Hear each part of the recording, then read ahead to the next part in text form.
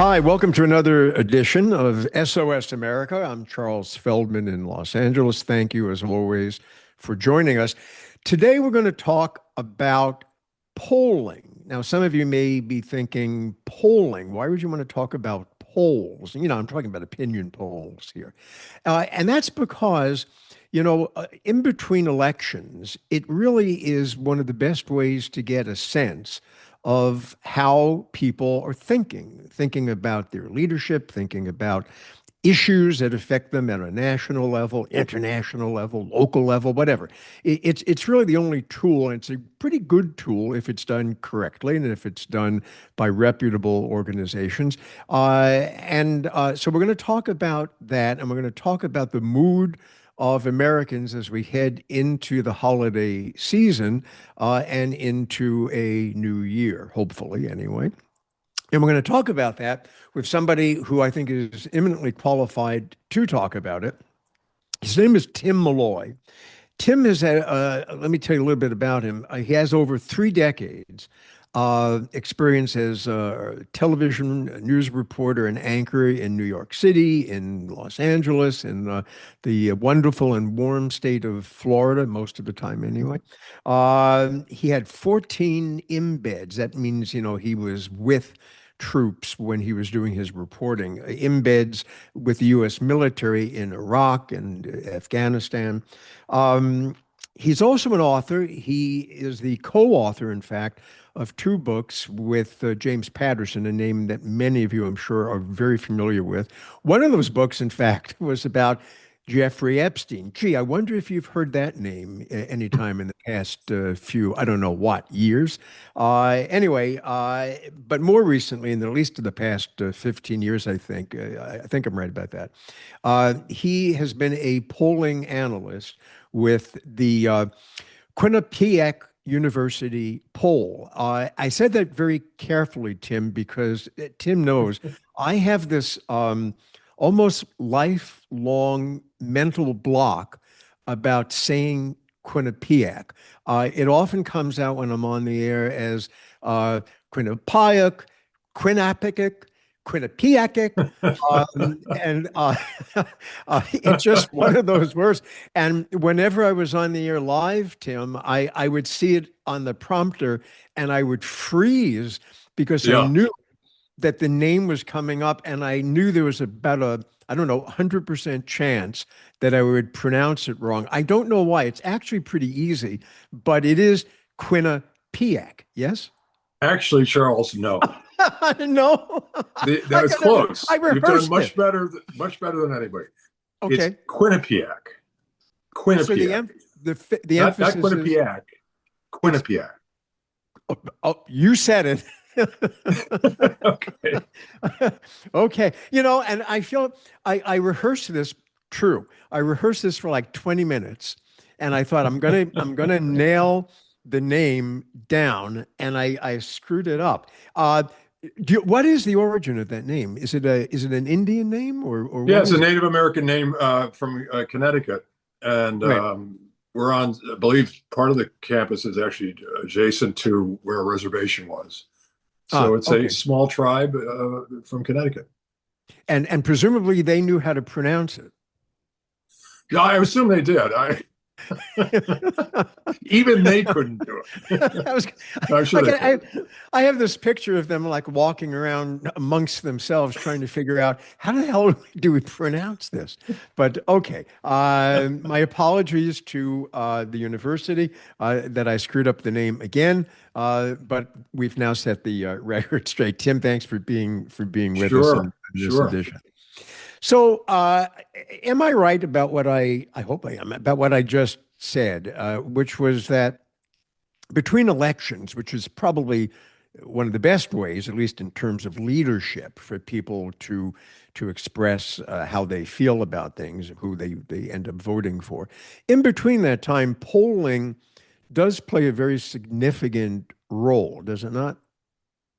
It does, and it's sort of a glorified, huge man on the street. In other words, we come up with questions and a random digit dial is what it's called. A computer gives us phone numbers. We don't know who we're calling. And we ask people what they think about certain things, issues, candidates, crises, all that. And the answer is put into a computer. They come back to us, and I'm the analyst who describes what the public is saying. So it's really just a voice. It's a conduit to a voice of the people. And I think that's the value. It's a public service, and it's owned by a university, nonprofit situation. And it's having been in journalism for all those years, this is a pretty cool gig because you're still kind of doing what you did, Right. hitting it down the middle as much as you can with your questions. But I think there's a value in this. Am I right that I've always heard that at the times when, for example, a poll will say one thing and then maybe a month later things turn out differently. What I always hear is that's because a poll is really a snapshot in one particular period of time. Is that accurate? Absolutely, that's the phrase we use. Snapshot in time can change next week, especially over the years with the Trump administration. I'm sure we'll get into this. Each day changes. There's something new. It seems either a crisis or a victory or whatever, no matter where you are politically. So yeah, it is that moment or that 4-day period when we call people reflected in numbers that tell you what's going on. But yes, it could be very different a week from now. Look at this week. What's going on? You never know. And how do so the people know, and then we'll get into more detail about what the mood of the country, according to the polling, is anyway. How do you come up with the questions? It would seem like it would be intuitive, but there is more to it than that, I'm sure. No, well, we follow the headlines. We all came out of news. My colleague is Mary Snow. I used to work at CNN. You may know Mary. Yes. Yeah. And I lured her out of that business into the poll, and she's fantastic. So we, with our poll director, Douglas Schwartz, Mary and I, with a little input from a few other staff members, about 12 of us, we craft questions that are open-ended and as fair as we can make them and understandable. We then give them to 150 callers who are in our calling stations. They call for 4 days. They call thousands of people with a script that they stick to perfectly. And that's basically how it does. But we do come up with the questions. It's not that hard. Some of them are, do you approve of the job that Donald Trump is doing? Do you think fracking is a good idea? But there are deeper questions that are a little more difficult, but you're really careful with the way you write them. You're a good writer. I remember you well from, I mean, you could do this. If you can't write, it's a tough job. Um, but did it change how you go about doing polling with the advent of social media and with the fact that very few people, myself included, have landline phones anymore where you could look up a name, I'm not even sure if there is a directory for cell phone listings. Is there? No, there's no directory you can get through we call cell phones. If you're not calling cell phones, you're not getting America anymore. I mean, I'm not going to be totally right about this. I think Colorado's like 80% cell phones. People don't have home phones. The more rural you get, the more you have people with cell phones. So yeah, it has changed in that way. You're not calling somebody on a ring phone while they're having dinner. Now you can call anybody anytime. We tend to go toward late in the afternoons or the evening because you'll find people. But yeah, and now we're experimenting, and there's some polls that's still not worked out, or just doing it online, which is probably the future, but it's not quite there yet. All right. So now that we have I think a pretty good primer, thank you. Sort of polling 101. Let's go to polling 102, which is you said you follow, and I presume this applies to all the polling outfits. You follow the headlines for the most part, right? To see how people feel about things. Do polls, though, impact people's opinions and change them? And I'll tell you why I asked that question. There's this notion that sometimes there's this herd mentality that people have. And so if somebody picks up, a newspaper, are there newspapers? Yeah, I guess there are newspapers somewhere. If they pick up a newspaper, or they pick up their phone more likely, and they see a poll that says, 90% of people polled think whatever. Yeah. Is there any evidence that then sways people who are undecided to go one way or the other. And I ask that because I know that's come up with elections where polling sometimes has been either praised or accused of swaying public opinion. Right. Well, we certainly don't set out to do it. In fact, we set out to No, no. do the opposite. Right. You're just trying to hit a question that gives people options. I can tell you this: it can change the direction of a political person for sure. When they see they're down in a certain county in Pennsylvania or a region, they will react. And we get a lot of nasty calls from. Well, we usually do Senate, presidential, and then issues. Those are basically which we poll. But they're watching and they're listening. So anyway, it can affect them. Now, whether or not it affects somebody sitting at home, and they say, "Oh, it looks like Bob Smith is down," and according to Quinnipiac, we better organize. I'm sure it does. And Frank, it's funny. I've never really even thought about that, which is probably good. But yeah, I think it can affect the trajectory of certain elections or hurt or help candidates just because they're the results from the voice of the people. Yeah, well, I was wondering if it would work, sort of both ways. That some people might think, some particular candidate is doing well, therefore I'm going to vote for that person, or conversely, that really that son of a bitch is getting votes. I'm going to go out and and do the opposite. But I don't know how you really pin that down. Maybe you can't. We can't. We don't try to track whether somebody's changed their mind because of a particular question, but we do have trends. So every poll we have, like, I've got 70 polls we've done with Trump's name in it or Biden's name in it. I can go back in time on our website, which is pretty interesting. I just Googled Quinnipiac poll, and it's amazing. You have 23 years of polls. And if you were really into it, it's pretty geeky, but you can find trends and watch somebody's going up and down. And when we get to it, I'll tell you about how Trump has done in the last, we've done 13 polls about Trump in the last 11 months. And we've been following the trends on that. So yeah. Is 13 the lucky number for him?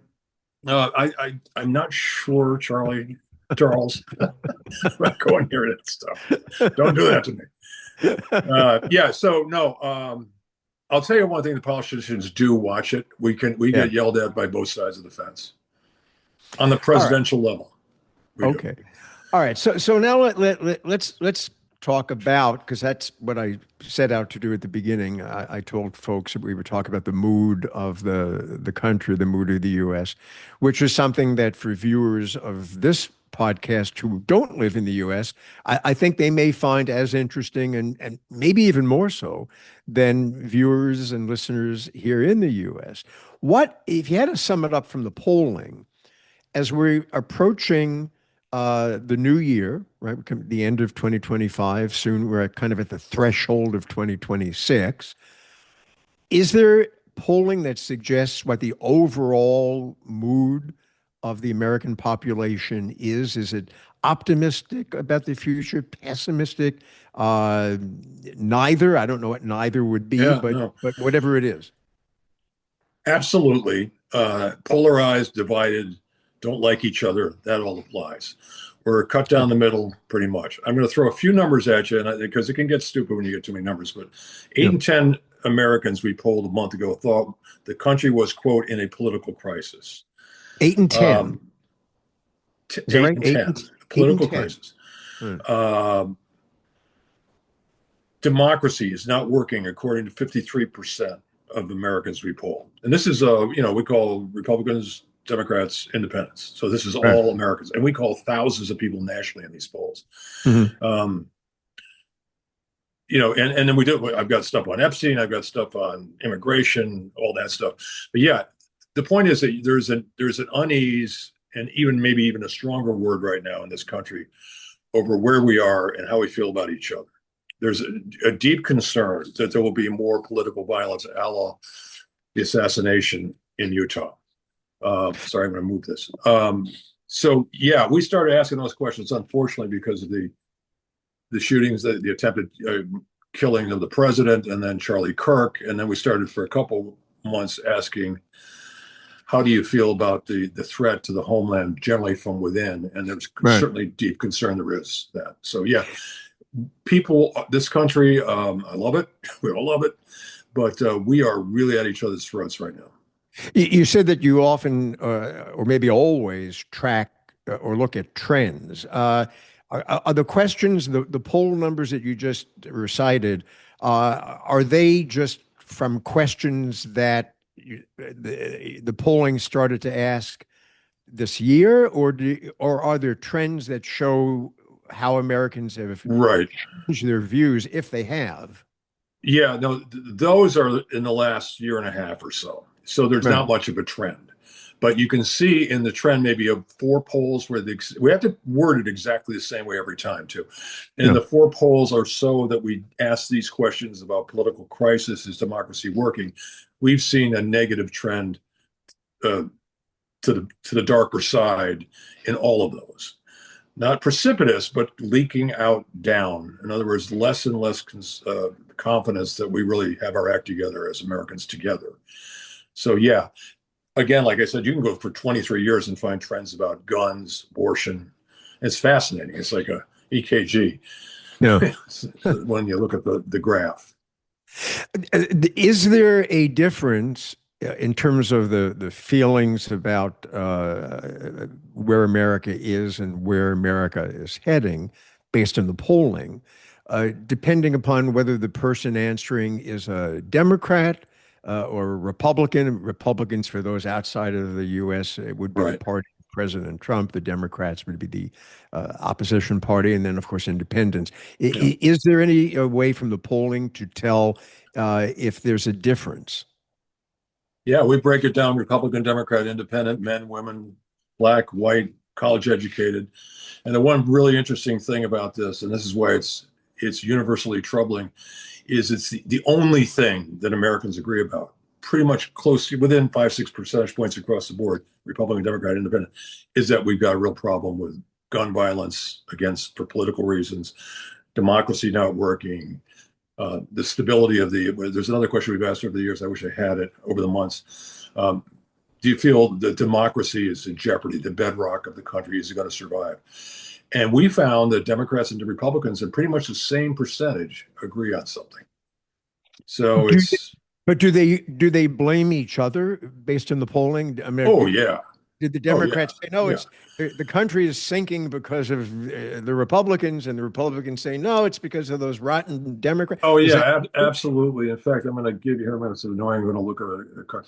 no, I no, mean, no, go ahead. 45% of all voters blame the Republicans for the shutdown versus 39%. Hmm. So we do get it. We ask that question: who do you blame? Why did this happen? Now that's not a huge number of difference within the margin of error, but it's still more Republicans are blamed than Democrats are for that. So we ask those kind of questions. So we can line up comparing where the parties stand. Uh, I'm also wondering when you do these polls, because not only are Americans, in a very sort of divisive state of mind, but they're also very suspicious, are they not, of certainly mainstream media? They're suspicious of institutions. Are they suspicious of polling? Is it becoming more difficult to get people, no matter how you reach them, to want to answer a question from anyone? Good question. I think, and I can say this without getting in trouble with my boss, there's more suspicion leveled at all of us. We think we're a good poll. We're like Gallup, but we're one of the big five. And we get a lot of questions about, are your numbers, outliers? And we get sometimes very nasty and occasionally dangerous emails, which our Yeah. security people are told about. I won't get into it, but I've lost the question a little bit. But yeah, there is. Well, I mean, There is a creeping sense, at least from the feedback we get by email and phone, that we just don't trust you guys. Because, and again, I think it's a lot because people are so emotional about the candidates they support and the parties they support. I mean, if you're on the red side or the blue side or whatever side, you're pretty vehemently behind that person, and you're less apt to trust somebody saying something negative about them. all right. So that raises the question then: if a sizable number of people are less likely to trust talking to anybody or answering questions from anyone, your company or any other polling company, is it becoming more difficult? That was really the Yeah, question. to get people to answer? And how do you make sure that they're not, screwing with you because they don't trust you? That is the big question born out of the initial Trump presidency. Did people just weren't willing to say they were going to vote for Donald Trump for one reason or another? I think the sense that we got more of an accurate read on where people were coming from the second time around. Yes, that's not meant to be disparaging to Donald Trump, or either candidate. But some people just either don't want to talk to you, or do want to talk to you very badly, or hang up. So the trick is to get people to trust the questions. I mean, it's a great preface we give them before we call them. They're usually aware of who we are. But you'll find this funny. We did this years ago. What are the states hardest to get people to stay with you on the phone for 20 minutes for a question? New Jersey was the most difficult one. New Jersey? We polled California a few years back, and they were the easiest people willing to talk to us. So because we're all laid back here. That's why. You're pretty chill out there. So and half the state's high. No, not really, but a third. But it's a really good question. Is there trust in polls? Yeah. I don't know. I can't get into the methodology, but I think we're suspicious of everything these days. What is truth? All right. So the American population, at least based on the poll that you were talking about before, has serious questions about the state of American democracy. It has, I guess, serious questions about the leadership, one way or the other, I guess, in this country. What are some of the issues that are the most divisive? I would imagine things like abortion and gun control, but maybe I'm wrong. Yeah, they always were the ones we talked about over the many years I've been there. And now it's immigration. And it's the economy and inflation. And I suspect we're going to get into President Trump's numbers. And that's where he's starting to really lose grip. On immigration, I think it has a lot to do with the video we see of the way handling the immigrants these days. But importantly, the one he ran on is the economy. And he has I'm going to give it to you, 39% approval rating, as opposed to 56% disapproval. That's a huge gap, and he never saw anything like that. This is the lowest, this is as of a month ago, the lowest numbers he's ever gotten on economy, which is his wheelhouse. So that's, if not the canary in the coal mine, is something, a bigger bird than a canary. That's a bad one. A pigeon, perhaps. Yeah, exactly. An albatross. Well, but there again, my question from earlier, is there a difference in that low opinion poll of President Trump's handling of the economy? Is there a difference on how Democrats, independents, and Republicans feel? I would imagine, maybe I'm wrong, that Republicans still think he's doing a pretty good job, no? Yeah, there's some leakage from the Republicans, but he's still up in the 90s or low 90s or high 80s. Democrats, very negative. It's the independents that have turned against the president and the Republican Party generally. Now, I'm not saying in a huge way, but it's noticeable. So it's the indies are the people you really got to watch in these elections coming down the line. Well, before we get into elections coming down the line, let's look back a little bit, because we just had some elections in this country. Yeah. Including for the mayor of the city of New York, the country's, of course, largest city. There were a couple of state races that determined who was going to be governor.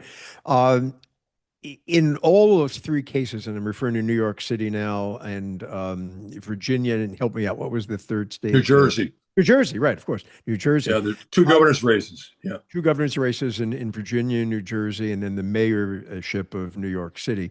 And in all three of those cases, it really kind of talking about a canary in the coal mine. They didn't have outcomes that would, how should we put this, please either President Trump or the Republican Party, because Democrats, or in the case of the mayor of New York City, a self-described socialist, a democratic socialist, won the races.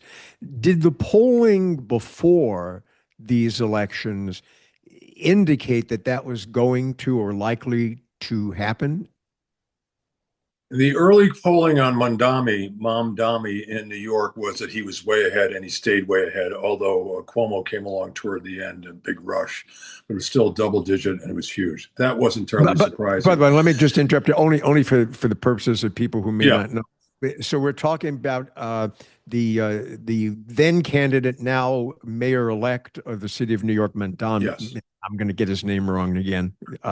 You say it. I'm going to Mamdani, Okay. Mamdani. Okay, there you go. Yeah. And what do you want? I can't say Quinnipiac, so Wait, he what? I said I can't even say Quinnipiac, and I No, you got tried. it. Well, you're almost there. Oh, Yeah. all So right. he was he was, and I'll tell you this: you talk about who voted for whom. He was huge with young people, in New Okay, York. That's pretty much what that was about. right. But on the other hand, the governor elect of Virginia is more of a center left Yeah.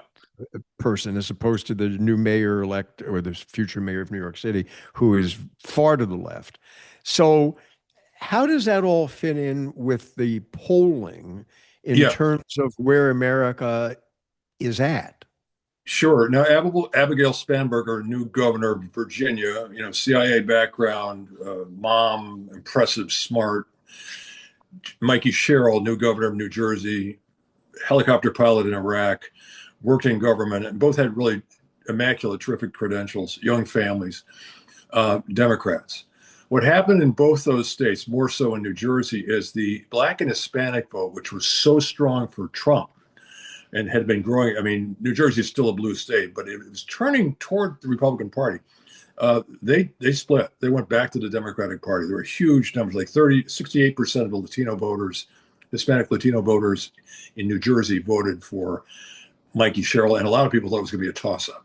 She won going away, and Spanberger uh, hugely beat an African American candidate, also with a good military background, also an impressive person, in the same way. I guess the point, going back to the canary, the corn in the coal mine, these were big races. These were huge, and they're women, and they're impressive, and they are Democrats in key states. So that was a real blow to the Republican Party that day. And I guess Prop 20 out where you guys are, right? Prop 50, you mean 50. I'm sorry. Yeah. I should explain what that's about.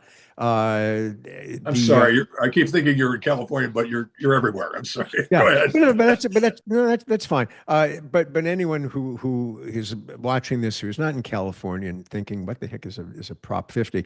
It was a reaction to an effort in the state of Texas, which, by the way, now is apparently under question because of a very recent court order, depending on when you watch this, judicial decision, I should say, was in response to Texas Republicans trying to recreate districts for voting so that districts that formerly tended to swing toward the Democratic Party, the party in opposition to President Trump, would swing more to the Republican Party, which of course is the president's party. So in opposition to that, the governor of California, Gavin Newsom, had a proposition. In California, we do a lot of things by propositions. Some things are enacted by the act of the state legislature, and others by people voting for it. That there's a host of reasons why that came about that I won't get into. But it was proposition number 50. And what it did, and it passed, by the way, in the election. And what it allows California to do, although there is now a court challenge to that, but what it is designed to do is to override a system where every 10 years the state, through a committee, an independent committee, decides how the districts are proportioned for voters. It's allowing them, if it goes ahead, it allows the politicians, actually, which is what they used to do, to redesign some districts so that it would take districts that right now lean Republican. And by changing some of the borders around, it would likely instead swing Democratic, which would increase the number of Democrats who could get elected to the House of Representatives to counter the effort of the Republicans. So it's kind of a battle. It's a game, but it's a very significant one at that. But it is a game designed to see which party has power when we have our midterm elections coming up in 2026. Yeah, 2026. Yeah. I think I got that all right, didn't I? Yeah, I think so. Tim, right? I got that right. You what now? I think I got that all right. Yeah, you got it right, and you're right. Yeah, it was a counterpunch to Texas. right. It's a battle for seats. Nobody likes redistricting. It's really kind of not a good thing, Right. but sort of that kind of speaks to where we are as far as raw bone, gloves are off politics right now. Yeah, and I'm sorry, I interjected in what you were saying just to explain what Prop 50 was.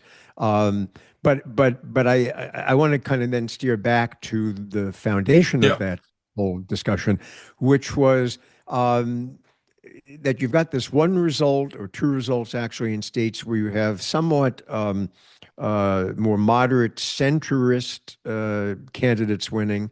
And then you have New York City, where you have the mayor of the largest city in the country, who is pretty far to the left. President Trump refers to him incorrectly as a communist, but the candidate himself refers to himself as a democratic socialist, which is not very common in mainstream politics in the U.S., except for maybe Senator Bernie Sanders from Vermont.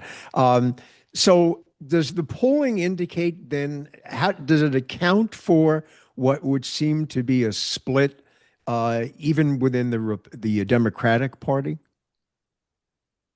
If you're talking about New York, it came down to housing and affordability, which is now the word we're hearing everywhere from every candidate. Yeah. And he was good at that. I don't know how many people saw him, but he was also incredibly dynamic. He's 34 years old, so he really came out of the blocks, and he connected with young people about.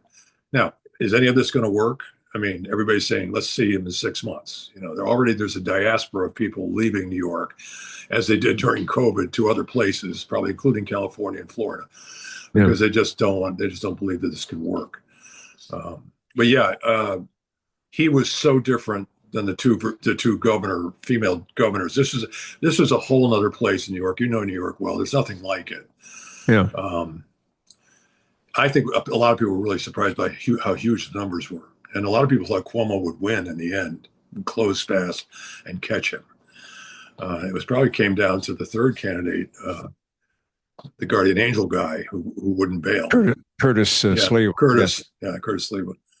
So hard to read on New York. We had him way ahead all the way. It turns out we were right, but everybody was right. New Jersey and Virginia were interesting. All right, so here then is a sort of more macro question out of that, I guess. Is the polling? I mean, which vote is more indicative, based on at least the polling, of where America is now? Is it more where the voters of the state of New Jersey and the state of Virginia are in terms of who they elected for leadership? Or is the country more in the direction and heading in the direction of the voters of the city of New York and how they voted, which was much more to the left of center? Oh, way left of center. Yeah. In all cases, the biggest issue in New Jersey was taxes, property taxes and taxes. That was the one that loomed up. New York was a little bit of everything, and a changing landscape of city and a city full of young people. And so it is apples and oranges on those. But I'll tell you, you're right. You're nailing it on Virginia and New Jersey, moderate, impressive female governors who are not wild-eyed bomb throwers left or right. And I think that's probably speaks a lot to what we're all looking for, no matter what party candidate goes out there. We mentioned already in very brief passing Jeffrey Epstein. Yeah. Uh, I don't want to get too much into him because it's a complicated story, but it is. There are very few times when a dead person generates as many headlines years after their death as has happened with Jeffrey Epstein. Yeah. It's kind of the unfortunate story that keeps on going. Uh, how much of an impact? And again, and I'm trying to keep it based on polling, if there is polling on that. Uh, Yeah. is it possible to determine what impact this dead guy is having on contemporary politics? Well, I do have a number on it because we did poll it. Not Yeah. many Epstein questions, but this is a month ago. And it was, do you agree, approve or disapprove of the way the government is handling, not the president, where the government is handling the Jeffrey Epstein situation? That's very vague. But Yeah. 63% of Americans, this is all voters, disapproved of what was going on. So they could smell something bad there. And I don't think anybody quite knew or knows what it is. But there was an unease in that, and it remains today in that. Well, So it was one of those. let me interrupt for a second because I want to be clear on this. Did the voters in the poll, were they saying that they were unhappy with at the time, Yes. intransigence on the part of the government releasing information about Epstein, or what were they unhappy with? I mean, again, like I said, it was a vague question, maybe a little too vague, Yeah. and maybe intentionally vague. But if we just want to get a sense Right. of where people are at generally about the thing, I Right. think you could pretty much assume is where's the information and why is this dragging on for so long? Right. That's people wanted to know more, and that cuts right to the trust, and that's a big issue now. Who to believe, and it is amazing that all these years gone, he's speaking from the grave on some level. Not to get too dramatic, but he's not gone. you know. No. And is there, I mean, are there any plans? Maybe you can't talk about polling in the future, but uh, it would seem to me that an interesting thing to poll going forward is the impact that Epstein might have on our midterm elections and also on, President Trump and his future. We will absolutely pull on that. And no matter which way it goes, whether it is all revealed or not, we will have to ask the question, do you believe that everything that really was there was revealed? And that's not a slight on, it's going to sound like it, but it's not. You got to ask that question. Do you think the government was forthcoming? We'll ask that. We're kind of we're on a hiatus for another week, and then we're going to dive back into that stuff, into everything, because we're headed toward the midterms now. Right. Is it harder and harder to come up with good questions? Well, we repeat a lot of them. Right. Approval, disapproval. What do you think of Congress? What do you think of the House? There's core issues. Guns, abortion. You mentioned redistricting, fracking. I mean, global warming is a big one. We get a lot of reaction on that. Um, a lot of there are repeat questions, but the Trump generation and both terms have created new things to ask questions about because there's Such been a lot of as, balls. It's very kinetic.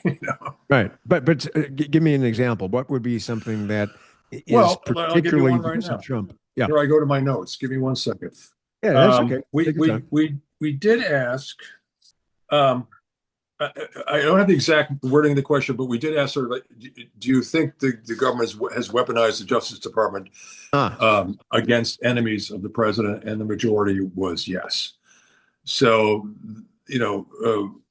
whether you think it's right when the president or the Department of Justice is going after people who the president construes as enemies or not, we didn't ask that question, but basically it does leak toward, yeah, maybe it's gotten a little too personal. hmm. So yeah, the point is things like that will come along, and you can't ignore it. I mean, they're now investigating Bill Clinton and Chase.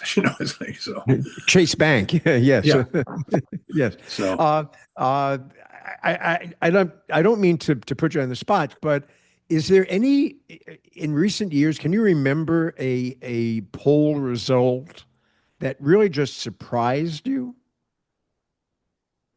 I mean, I know you don't go into the polls with a at least I don't think you do, with a No, preconceived idea, but there must be times when you do a poll and you kind of think based on just your reading of the temperature at the time of the public, maybe you think that it's going to show one thing and the poll comes out and you go, my God, I didn't think it was going to show that. Did any of that ever happen? I can think of one Yeah. when Russia invaded Ukraine. It was my idea to ask the question, and there was a huge flow of people out of Ukraine. Yeah. Moms would go and take the kids, and the men would stay and fight, and some women stayed and fight too, obviously. But there was a big story early on this, as you recall, is that they're all going to Poland or somewhere. Yeah. And I said, why don't we ask if you try to envision yourself being a Ukrainian, would you leave your homeland or would you stay and fight? Hmm. Well, it turned out it was more people said stay and fight, but it became a huge political thing. We kept hearing from people, well, that was a question you meant to Yeah. change the course of history. I mean, people got very dramatic about it, but that was one that I kind of thought was a great question when we asked it. That's really not what you just asked me, but No, that no, was one of those questions where you kind of went, whoa. And that was a real gut reaction. Like, should the moms have left with their kids or stayed with the dad, and things like that. I'll think of something during the midst of this thing. Yeah, there's, I think New Jersey outcome was, right. we knew it was trending, but it was so big. And the Black and Hispanic vote that went her way in a state where it would increasingly, like Trump lost to Biden by 20 points back in 2020. He lost to Kamala Harris by 4. So there's a big surge toward the Republicans in New Jersey. Right. And Right. then suddenly, no, there wasn't. I mean, and that's the canary in the coal mine thing. The You mentioned earlier that you're experimenting with doing polling online. Are there dangers to that, and what would they be? I'm not doing one of these, I just don't build them, I just fly them answers, but I'm not part of the methodology, so I have no idea. I mean, when they do it, I'll do it the way, Right. I'm not, that's not my job. I'm an analyst to the numbers, past Yeah. and present. I think a lot of people are starting to do it, but they're not doing it. I don't think Gallup is doing it for everything all the time. I think I think the risks are because it's the internet. How do you police it? What's true? How can you shut it down, invade it, twist it? But do you have to, At least with a phone call, you're getting a voice and you're talking to a person.